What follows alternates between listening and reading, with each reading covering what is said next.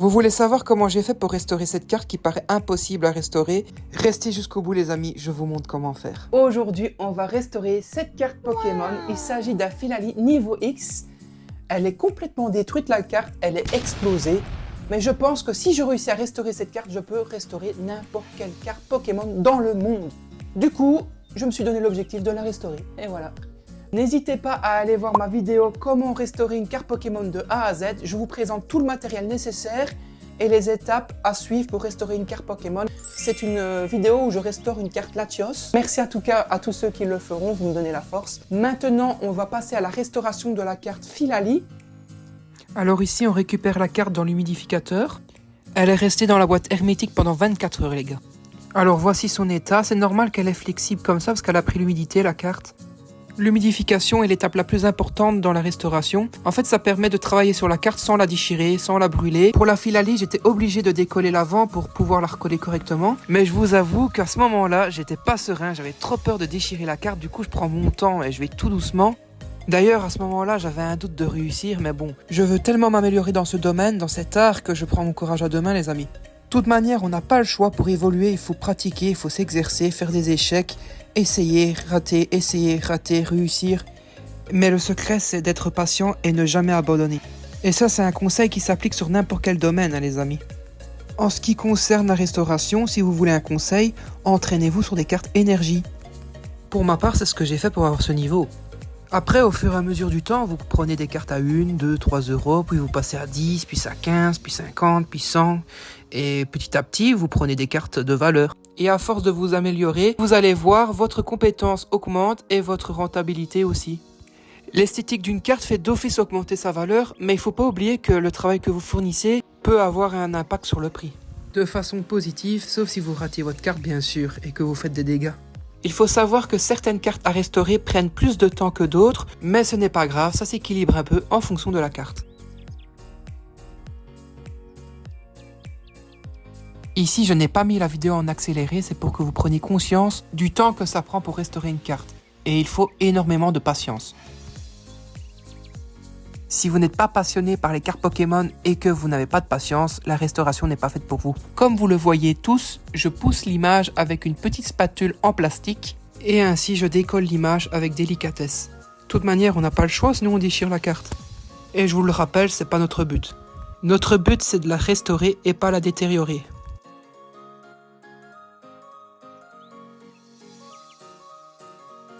Et honnêtement, ce n'est vraiment pas facile les amis. C'était la première fois que je dédoublais une carte Pokémon entièrement. Et imaginez le taux de stress que j'avais à ce moment-là. Parce que si je la déchire, la carte, non seulement la vidéo est foutue, et en plus de ça, je rate la restauration et je perds une carte Pokémon qui est très belle à avoir dans sa collection. Ici, on arrive à la moitié de la carte, donc du coup, je prends les précautions. Il ne faut surtout pas se rater parce que j'aurai le seum monumental, surtout qu'on arrive à la fin. Du coup, je décide de ralentir la cadence.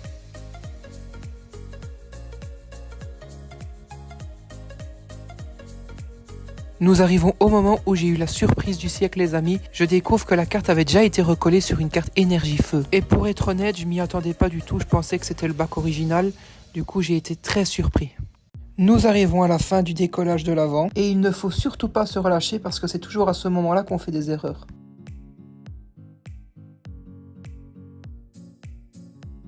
Ah oui, si la vidéo vous plaît, n'hésitez pas à vous abonner, commenter et liker la vidéo. Merci à tous ceux qui le feront.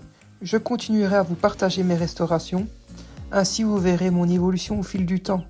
Et dès que j'ai l'occasion et que je découvre de nouvelles techniques, je vous les partagerai. N'hésitez pas à me poser un tas de questions, j'y répondrai sans souci. D'ailleurs, si vous avez des idées de vidéos concernant la restauration et que vous êtes à la recherche de solutions, demandez-le moi, ainsi moi je fais mes recherches, ou alors j'y répondrai sans souci si je connais la réponse. Nous sommes à la phase finale, on retire la face avant. Et comme je vous l'ai dit, il faut aller délicatement, sinon sur la fin, c'est généralement l'endroit où on fait le plus d'erreurs.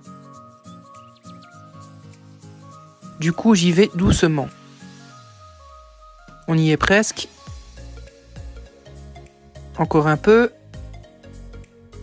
Ouh là, c'est tendu. Regardez ici, on est sur la fin, je l'arrache pas comme un bourrin. Il faut vraiment prendre son temps jusqu'à la dernière minute, jusqu'à que l'image soit complètement retirée. Surtout sur la fin comme ça.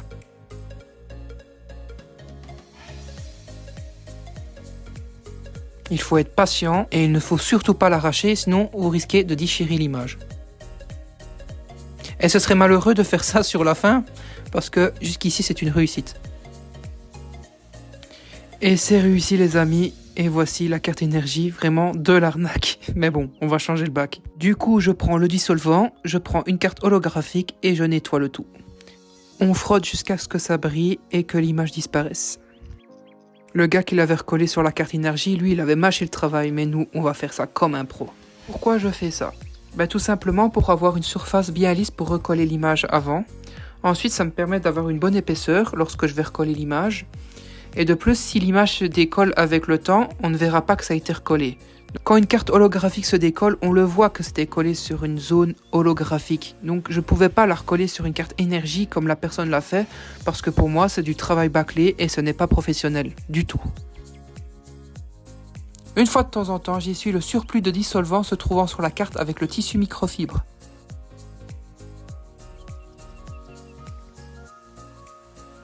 Et vous répétez ce schéma jusqu'à ce que la carte soit totalement brillante.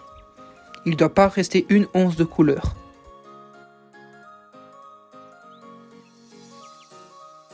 Selon moi, c'est l'étape la plus facile du dédoublement, les amis.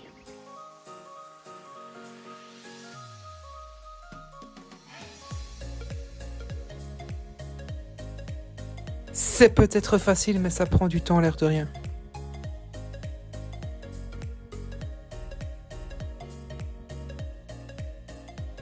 Allez, on frotte, il faut que ça brille. On arrive à la fin, la carte holographique est quasi effacée. On continue.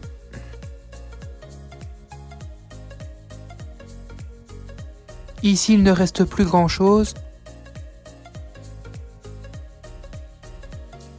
Il ne reste que le bas de la carte.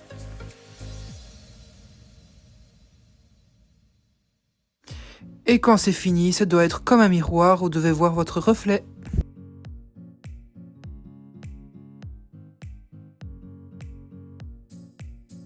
Alors ici s'achève la deuxième étape qui était d'effacer la carte holographique. Mais avant de passer à la troisième étape qui est le détapissage, on va nettoyer le surplus de dissolvant avec le tissu microfibre pour que la surface soit bien propre.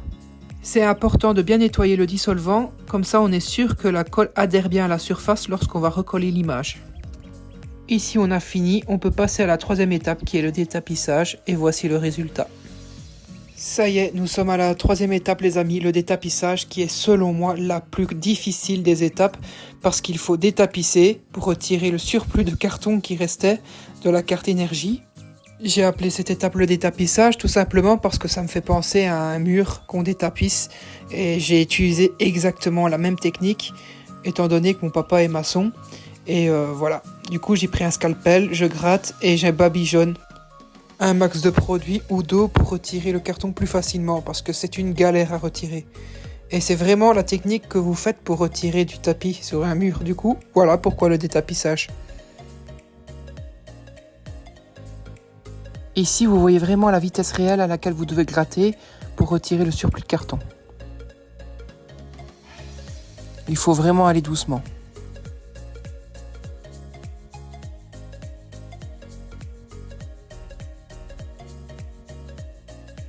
Ici, c'est vraiment délicat parce que si vous vous ratez, vous pouvez déchirer la carte. Donc, il faut aller délicatement et frotter, gratter. Ça peut arriver que vous griffez la carte, mais bon.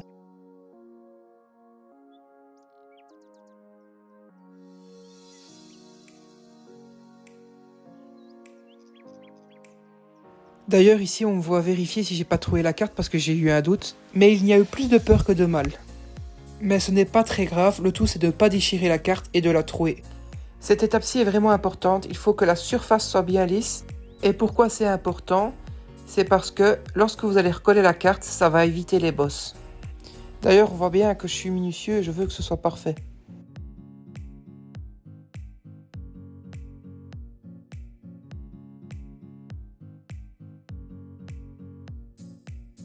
Je pense que vous avez compris le concept. Donc ici, on va accélérer la vidéo pour passer à la prochaine étape qui est l'application de la colle.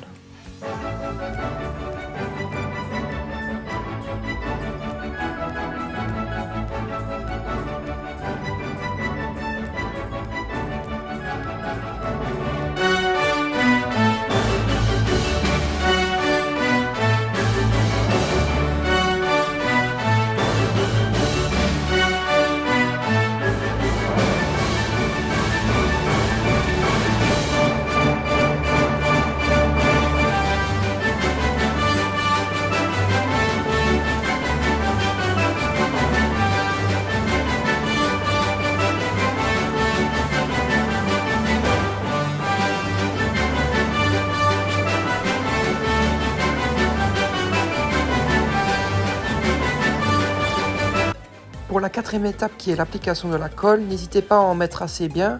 Vaut mieux en avoir de trop que pas assez. De toute manière, après je vous montrerai comment enlever le surplus. Et puis au moins vous êtes sûr que l'illustration de l'avant reste bien collée au bac et sur du très long terme. C'est l'étape la plus facile selon moi et la plus agréable à faire. C'est l'une des étapes qui ne prend pas trop de temps.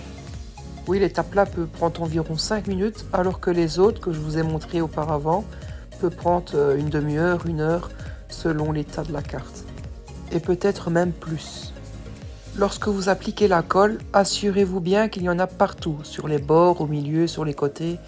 Comme ça, lorsque vous allez coller la carte, le bac arrière et l'illustration avant ne feront plus qu'un. La cinquième étape, c'est de recoller l'illustration avant sur le bac arrière, comme si c'était un sticker Panini. Ici, on passe à la sixième étape, on retire le surplus de colle avec la spatule en plastique. Mais on me voit également ajouter une pointe de colle au coin parce qu'il n'y avait pas assez de colle. Et je remets le coin correctement en poussant vers l'extérieur avec la spatule. Je prends le scalpel de précision pour nettoyer le surplus de colle qui se trouve sur le bord de la carte. Et cette technique est également pratique pour nettoyer les résidus de colle sec en prolongeant les bords quand la carte sera terminée. Maintenant, je vais volontairement abîmer le bac arrière pour que ce soit cohérent avec la face avant, étant donné que la face avant est played et que l'arrière est mint. Il faut que la carte dans son entièreté paraisse naturelle, du coup je suis les plis de la face avant pour que les plis de l'arrière coïncident avec celles de l'avant.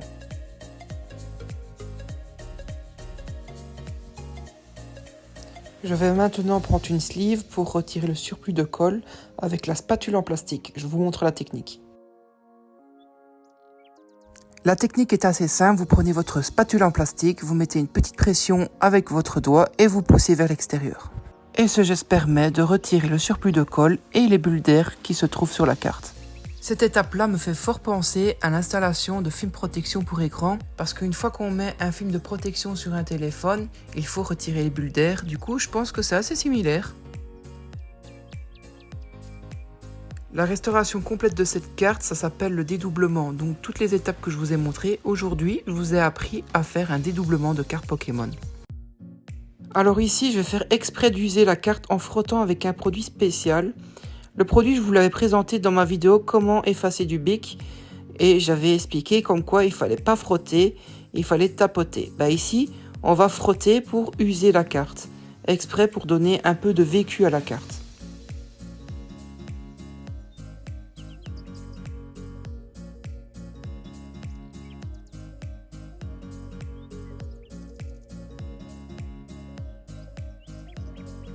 Et si vous voulez le nom du produit, allez voir ma vidéo comment effacer du bic. Dans la vidéo, je vous montre clairement le produit que j'utilise. Ici, on me voit faire des traces de frottement un peu partout pour que ça fasse un peu usé. Ça prend du temps, mais c'est nécessaire. Je ne suis pas encore satisfait du rendu, du coup, je persiste à user la carte.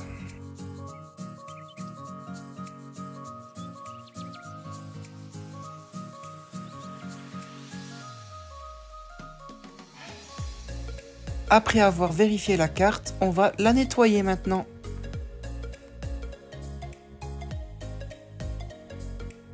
Et pour la nettoyer, vous prenez un spray à lunettes, tout simplement. En plus, c'est un produit qui coûte même pas 3 €. Vous savez nettoyer plusieurs cartes avec ce produit-là. Et il est vraiment rentable parce qu'au final, vous prenez une carte sale, vous la nettoyez et vous savez la revendre plus cher. Et si vous voulez nettoyer la carte avec minutie, avec perfection, je vous conseille d'acheter une loupe. Ça coûte entre 6 et 10 € et ça vous permet de voir les tâches que vous ne voyez pas à l'œil nu. Ce qui est pratique si vous voulez grader une carte qui est sale et que vous nettoyez. De 1, c'est plus esthétique et de 2, ça augmente la note de gradation. Normalement. Ici, on arrive bientôt à la fin du nettoyage. Dites-moi en commentaire si vous préférez des vidéos accélérées ou des vidéos longues comme celle-ci. Ici, on passe le tissu microfibre pour sécher la carte, étant donné qu'on l'a nettoyée. Ici, c'est terminé pour les premières étapes. On peut passer à la suite pour la finition. Bon les amis, ici la carte est bientôt finie. On va passer au pressage à froid. Après le pressage à froid, je compte refaire une humidification. On fera le bic chauffant et après ça, on passera au pressage à chaud pour la finition, les gars. Bon les gars, ici la carte est restée pendant 24 heures en pressage à froid. On va voir l'état actuel de la carte.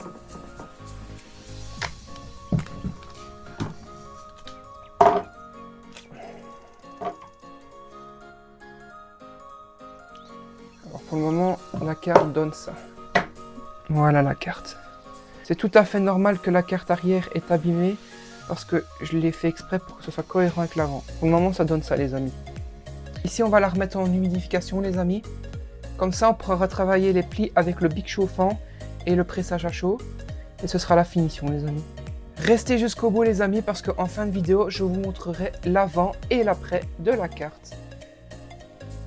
Du coup, on replace la carte dans l'humidificateur. Ensuite, on asperge.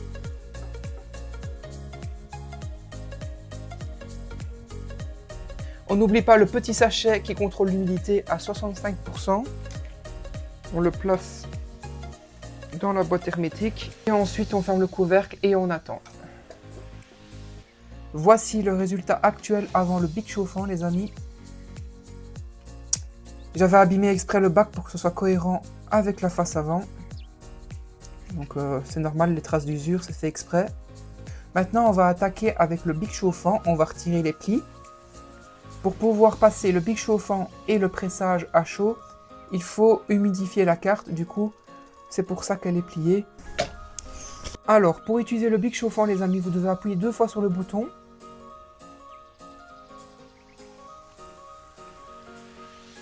Et vous attendez que ça chauffe. On voit un point rouge qui s'allume ici. Une fois que c'est chaud, on peut attaquer la carte. On repère les plis sur la carte. Là, c'est bien. Voilà.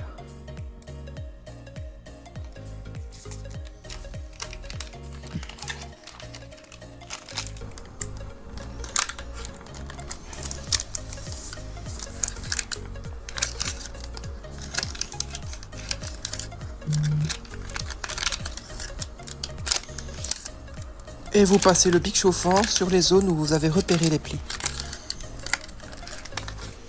Personnellement, j'ai passé le bic chauffant sur toute la surface de la carte pour être sûr que la carte soit bien lisse. Après chaque passage du bic chauffant, je vous conseille de vérifier l'état de la carte. Et ça vous permet également de voir si vous êtes satisfait du résultat. Et si vous l'êtes, ça sert à rien d'assister. Ici, il y a un pli ici qui me dérange. L'étape du bic chauffant peut prendre du temps en fonction de vos exigences. On me voit persister, donc on va accélérer un petit peu la cadence.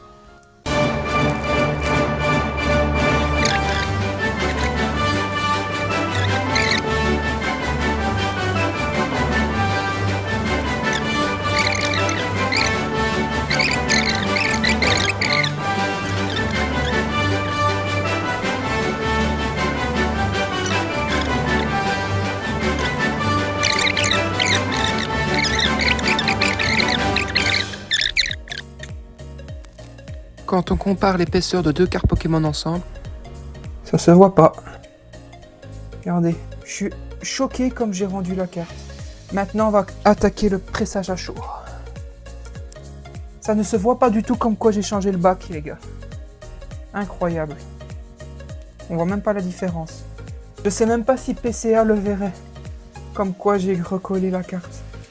Oh, merde. Allez, let's go pour le pressage à chaud. Hop. Donc on fait comme ça.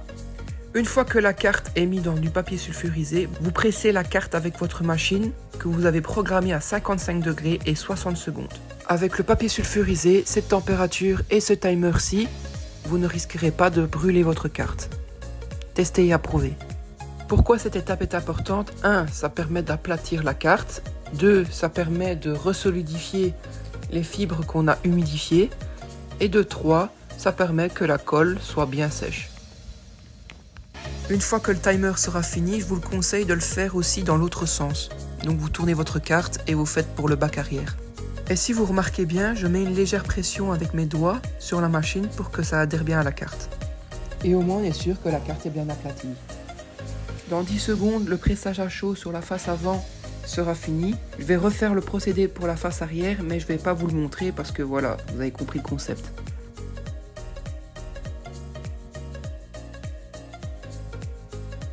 Regardons ce que ça donne. Donc pour le moment ça donne ça.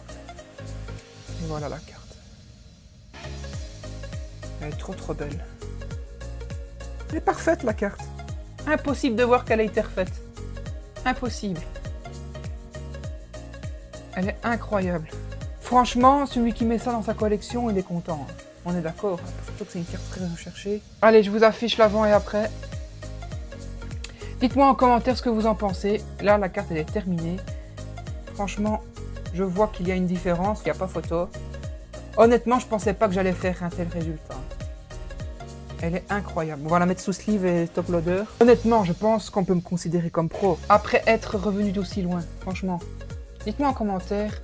N'hésitez pas à vous abonner, partager, liker la vidéo. Je mettrai d'autres vidéos de ce style, si vous aimez bien. D'ailleurs, la prochaine vidéo sera comment retirer du papier collant sur une carte Pokémon. Maintenant que la carte est sous sleeve, on la glisse dans le top loader. La carte est terminée. Et maintenant, vous savez faire du dédoublement, les amis.